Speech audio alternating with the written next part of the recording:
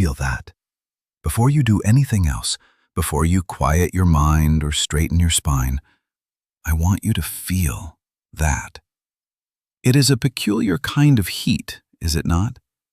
It is not the burn of anger in the chest, nor the flush of embarrassment in the face. It is a low, steady, generative warmth, centered a few inches behind your navel.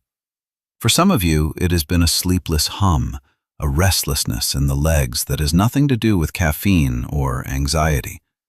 For others, it is a sudden awareness of the weight of your own body, a feeling of being more densely present in your own skin. You may have dismissed it as indigestion, as stress, as the simple consequence of a life lived too quickly.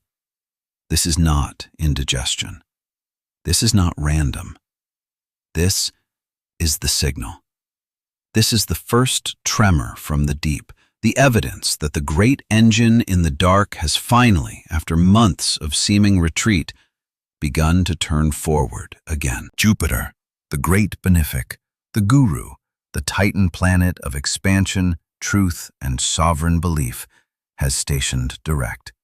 And the warmth you feel in your body is the friction of a vast cosmic current changing direction, with your own life, your own soul, caught directly in its path. This is not a distant, abstract event to be observed through a telescope. This is a somatic event. It is happening to you. It is happening in you, right now.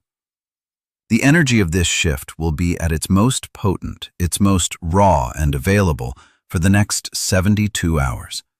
This is not a gate that stays open forever.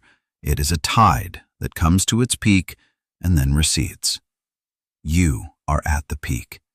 You are standing on the shore as the wave gathers itself to break. And my purpose here is to walk with you into that water, to show you not how to brace against it, but how to dissolve into it, how to let it carry you where you were always meant to go. What has felt like a long, private winter is about to end. The great thaw has begun.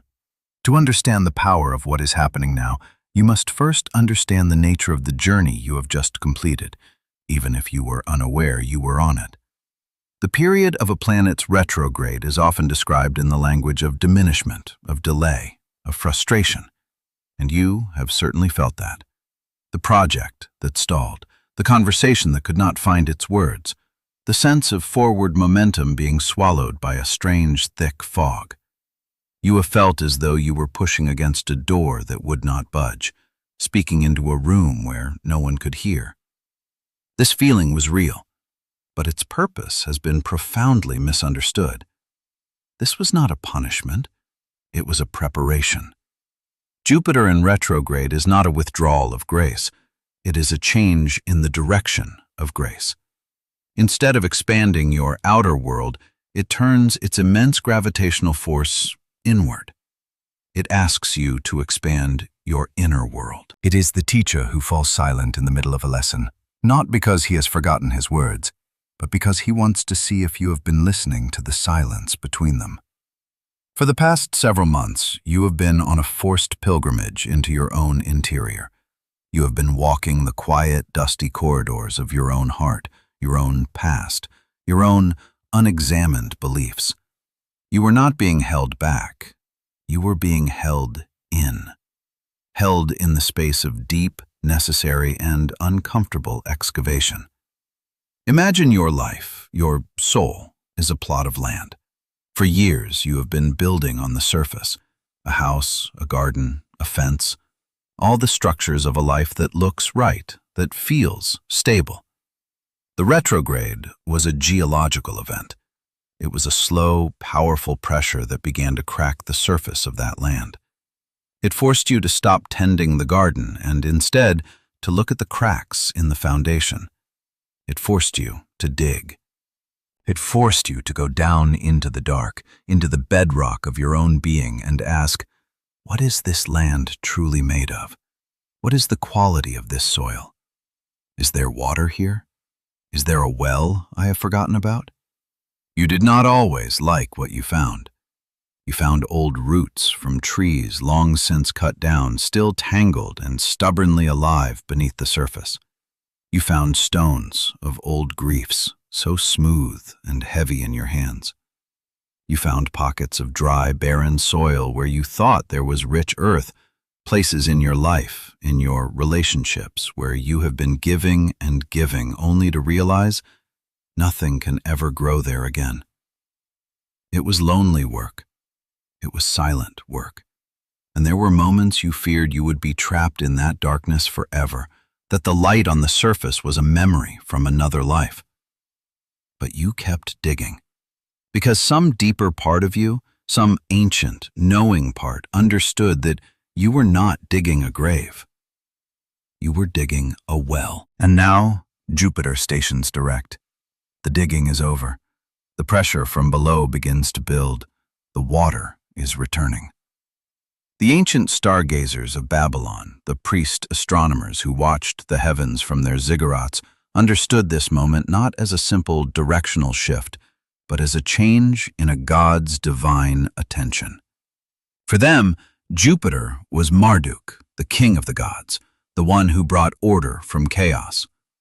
When Marduk was in his retrograde, he was said to be in the underworld, tending to the affairs of the dead, inspecting the foundations of the world.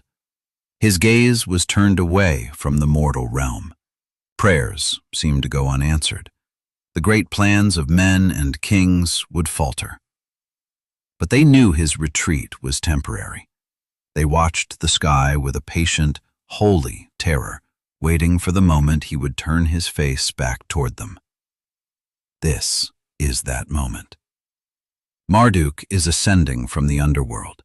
The king is returning to his throne. And the first thing a king does upon his return is conduct an audit. He surveys his kingdom. He asks, what is true now? What is just? What laws have been bent? What promises have been broken? What part of my kingdom is flourishing, and what part is dying from a hidden poison? This is the energy that is now flooding your life. It is an energy of radical, royal truth. Jupiter's forward motion is a demand for alignment between your inner reality and your outer expression. The truths you unearthed in the silent darkness of the well cannot remain buried. The water is rising, and it will either nourish the soil or it will flood the house you built on a weak foundation. The choice is no longer yours to delay. The water is rising whether you consent to it or not. In the Vedic tradition, Jupiter is Brihaspati, the guru of the gods. He is the preceptor, the teacher, the holder of wisdom and sacred speech. His retrograde is his period of mauna, of sacred silence. He retreats into meditation not to abandon his students, but to allow them to integrate his previous teachings. He trusts that they have everything they need to face their own questions. But when he emerges from that silence, his first words are not gentle encouragements. They are a test. He looks at his students and asks, "Now, show me what you have learned. Show me what you have become in my absence." This is Jupiter's question to you now. You have spent months in the silent classroom of your own soul. You have learned things about yourself, about your needs, about your hunger, about the places where your integrity has been compromised. Now, the teacher has returned, and he is asking for your answer, not in words, but in action. The time for contemplation is over. The time for embodiment has begun. This is why the heat is rising in your solar plexus. That is the seat of your will, your identity, your personal power. It is the Manipura chakra, the city of jewels. The rising water of Jupiter's truth is reaching that center first, warming it, activating it, demanding that you act from this place of core authenticity. The restlessness in your body is your soul's impatience. It has done the work in the dark, and now it wants to live that truth in the light. It wants to move. It wants to speak. It wants to choose. Feel the architecture of your own body for a moment. Feel the way your hips and pelvis form a bowl, a container. This is where we store our oldest stories, our deepest emotions, our creative life force. Throughout the retrograde, you have been filling this bowl with the unearthed artifacts of your inner excavation, the griefs, the hopes, the buried desires. It has grown heavy. The tightness you feel there, the ache in your lower back, is the weight of all that unexpressed truth. It is the pressure of the water rising in the well, pushing up against the capstone. Jupiter's direct motion is the force that shatters the capstone. The water is meant to flow out from this bowl, up through your spine, through your heart, through your throat. It is meant to become the current of your life. But for so long you have kept it sealed, out of fear, out of a sense of duty to a life that no longer fits, out of the mistaken belief that keeping this potent water contained was the same as keeping yourself safe. This is the great reversal statement of this transit. That which you believed was your safety has become your prison. That which you feared would be a flood is, in fact, your liberation. The churning you may feel in your gut is part of this process. As the fresh, clear water from the deepest artesian well of your soul begins to rise, it stirs up the mud and sediment that is settled at the bottom. The old fears, the voices of your parents or your past lovers, the narratives of "I am not enough" or "I cannot have what I truly want." This is the debris of a former self. Do not mistake this churning for a sign that something is wrong. It is a sign that something is finally being cleansed. Do not cling to the mud. Let it be stirred up. Let it be carried away by the force of the new, clear current. The water knows where to go. You do not have to direct it. You only have to allow it. Think of the great Sumerian myth of Inanna, Queen of Heaven, who chose to descend into the underworld, the great below. At each of the 7 gates, she was forced to remove a piece of her royal adornment, a symbol of her worldly power. Her crown, her jewels, her robe. By the time she reached the bottom to stand before her sister, the Dark Queen, Ereshkigal, she was naked, stripped of everything that defined her. This was her retrograde, a radical stripping away of the false self. She was judged, and she was killed. She was hung on a hook, a piece of rotting meat. But the story does not end there. Through the wisdom of the gods, she is brought back to life. Her ascent back to the world of the living is her direct motion. But she does not simply return as she was. She returns more powerful, more whole, because she has integrated her own darkness. She has faced her own death. When she emerges from the final gate, she is no longer just the Queen of Heaven. She is the Queen of Heaven and Earth. She understands the full spectrum of existence. Her power is complete.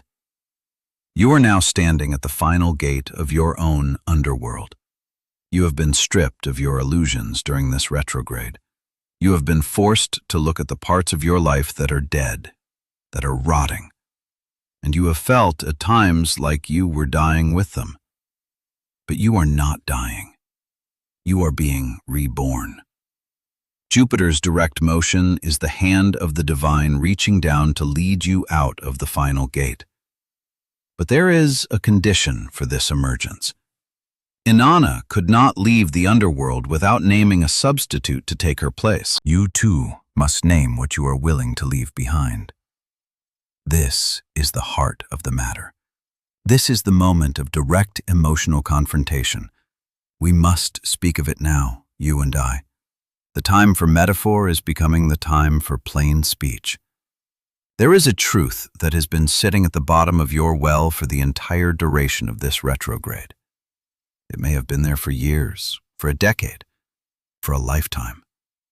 It is a single, undeniable fact that you have organized your life around avoiding.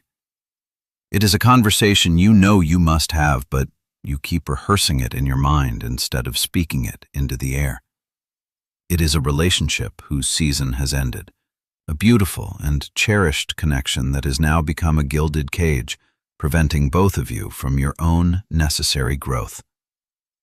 It is a career path that was chosen for you, or by a younger version of you, that your soul can no longer tolerate. It is a lie you have been telling yourself, a story about who you are and what you are capable of that has kept you small and safe and profoundly, achingly unfulfilled. You know exactly which one it is. It is the one that made your body react just now. A tightening in the throat, a clenching in the jaw, a sudden sharp intake of breath. That is your body saying, yes, that one. That is the one. This is the substitute you must name at the gate. This is the heavy stone you must agree to leave in the underworld so that you can ascend. Jupiter's raw, expansive, truth-telling power is giving you the courage, the cosmic momentum to finally face it, not to attack it, not to destroy it, but simply to name it, to look at it with clear eyes and say, you are what is true, and I am no longer willing to live as if you are not. This unnamed truth has a voice. During the retrograde, it was a whisper.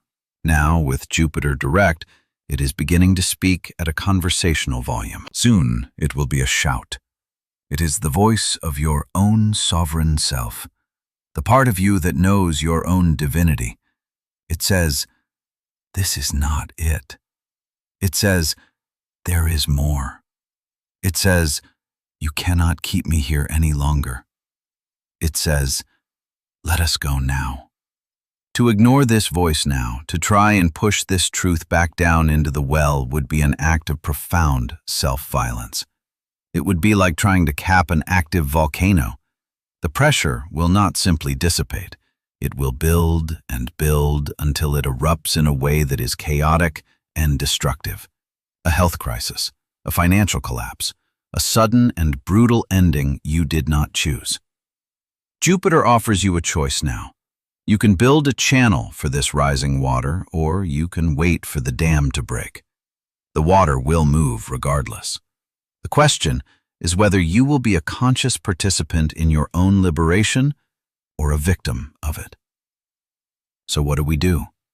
What is the practice? We do not fight this energy. We do not try to control it. We align with it. We create a sacred container for this truth to be named, to be honored, and to be released into the living world as a prayer for our own becoming. This is not a mental exercise. This is a physical, elemental ritual. It is a way to use your body, the earth, and the water to enact the cosmic shift that is already happening within you. I'm going to walk you through a 3-day practice. It begins tonight. This timing is crucial. We are anchoring this work in the peak energetic window of Jupiter's direct station. On the first night, tonight, you will perform the drawing. Before you go to sleep, find a clear glass. The clarity is important. We are working with the energy of seeing things as they are. Fill this glass with the purest water you have access to: spring water, filtered water, rainwater. Hold the glass in both hands. Close your eyes. Feel the coolness of the glass, the weight of the water. This water is a symbol of the deep, clear truth that is rising within you. It is your soul in liquid form. Place this glass of water by your bedside where it can bear witness to your sleep. It will become an antenna, absorbing the whispers from your subconscious, the messages from your dreams, the energy of this potent celestial tide.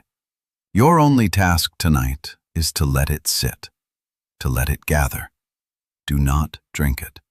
You are simply creating a space for the truth to clarify itself, to become still and potent. On the second day, you will perform the naming. At some point during the day, find a quiet moment for yourself. Take a small piece of paper, not a page from a journal filled with other thoughts, a clean, small, dedicated piece of paper. And with a pen, you will write down the unnamed truth, the one you identified just moments ago, the one that your body recognized. You will write it in the simplest, most honest terms possible. No justifications, no blame, no long paragraphs explaining why. Just the sentence. Just the fact. For example, this marriage is over. I must leave this job. I'm afraid to be alone. I have to tell this person how I truly feel. Write it down. Then fold the paper until it is very small. You have now taken the amorphous, terrifying feeling from inside of you and given it form. You are holding it in your hand. It is real. It is finite. You can see its edges. This is an act of profound power. To name a thing is to gain a new relationship with it. It is no longer a ghost haunting you. It is a stone you are holding. Carry this small folded paper with you for the rest of the day, in your pocket, in your wallet. Feel its presence. Do not be afraid of it. It is your truth. It is the key to the gate. On the third day, before the sun rises, you will perform the release. This is the culmination. You will take the glass of water from your bedside and the folded paper, and you will go outside. If you cannot go outside, go to a window that opens to the air. You need a connection to the living world. Find a patch of earth, the soil around a tree, a potted plant on your balcony. This is crucial. The truth must be given to something that is alive and growing. Stand before this piece of earth. Unfold the paper. Read the words you wrote aloud, just once. Speak them into the cool, pre-dawn air. Let the vibration of your own voice, speaking your own truth, move through your body. This is you, claiming your story. You are not asking for permission. You are declaring what is. Then, place the paper on the soil. Open, face up. Now, take the glass of water. This water, which has been sitting with you for 2 nights, which has absorbed your dreams and the celestial energy, is now charged. It is holy water of your own making. Slowly, with intention, pour the water directly onto the paper. Watch as the water darkens the paper, as the ink begins to blur. Watch as the water soaks into the earth, carrying the essence of your words, your truth, with it. The paper will dissolve. The ink will fade. This is the reversal statement of the ritual. The truth is not being destroyed. It is being integrated. It is being planted. You are giving it over to the great alchemical engine of the earth, which knows only how to turn death into life, endings into beginnings, release into growth. You are entrusting your truth to a power far older and wiser than your fear. You have channeled the rising water. You have given it somewhere to go. Leave the remnants of the paper there. Do not pick them up. Walk away and do not look back. The work is done. You did not find this by accident. You did not click on this by chance. There is no such thing. Something in you, some deep, resonant part of your being that is tired of the drought, recognized the signature of this energy before I even spoke a word. The water in you recognized the water in these words. Your arrival here, at this exact moment, is the final piece of evidence you need that you are ready. You are ready for the thaw. This quiet ritual, this act of standing before a sleeping plant in the dark and whispering a single, terrifying sentence, is an act of courage on par with any epic battle. To choose honesty over comfort, to choose growth over safety, to choose the terrifying, wide-open expanse of a new life over the familiar confines of the old one. This is the work of heroes. You are not late. You are not behind. You are not failing. You are arriving, precisely on time, at the threshold you have been walking toward your entire life. The energy of Jupiter is now inside your story. It is a current that will carry you. Your job is not to swim frantically. Your job is to float, to trust the direction of the water. The conversations will happen, the choices will be made, the doors will open. The path will appear, not all at once, but one step at a time as you need it. Your only task is to continue to honor the truth you have now planted, to water it with your attention, your choices, your breath. In the space below, I invite you to perform one final act of declaration. Not the secret truth you wrote on the paper. That is sacred and belongs only to you and the earth. I want you to write one word that captures the feeling that comes after the release. The feeling you are claiming for yourself as you step through this gate. For some, the word will be free. For others, it will be clear, or rising, or flowing, or ready, or simply true. Choose your word. Write it below. This is not for me. This is for you, a final anchor of your intention. And it is for others. Someone else will scroll through this space in the middle of their own dark night, feeling lost and alone, and they will see your word. Your one word will be a lighthouse. It will be a hand reaching out in the dark. It will be a quiet confirmation that the water is rising for them too, and that they are not alone in their fear or their hope. Your courage will become a permission slip for theirs. I have spent many hours in stillness, listening to the currents of this particular celestial shift, reading the ancient maps of the sky, so that the course for you could be made plain, so that the language would be clear. This is my offering to you. If these words have served as a vessel, if they have helped you find the channel for your own rising water, then subscribe to this space. Ring the bell, not as a mechanical act, but as an energetic one. A signal that you intend to be present for the next great tide when it comes in. Go now. The water is waiting. May your truth find its sacred channel.